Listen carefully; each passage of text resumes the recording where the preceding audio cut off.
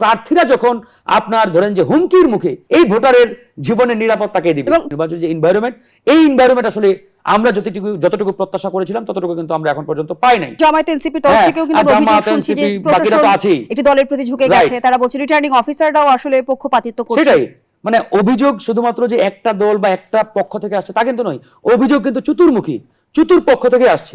That means যেহেতু সব পক্ষ থেকে অভিযোগগুলো দিচ্ছে, তার মানে আসলেই যে আমাদের নির্বাচনী পরিবেশ, নির্বাচনী যে এনভায়রনমেন্ট, এই এনভায়রনমেন্ট আসলে আমরা যতটুকু প্রত্যাশা করেছিলাম ততটুকু কিন্তু আমরা এখন পর্যন্ত পাই নাই, দেখতে পাচ্ছি না। তো এখন পর্যন্ত ধরেন যে আমরা প্রার্থী যারা, একজন প্রার্থীকে ইতিমধ্যে গুলি করে হত্যা করা হয়েছে, সেই হত্যার বিচার আজ পর্যন্ত করা হয় নাই।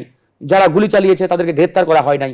বেশ কয়েকজন প্রার্থীকে গুলি করা হয়েছে, অনেকে জীবনে ধরেন যে আল্লাহর রহমত ছিল বেঁচে গিয়েছে।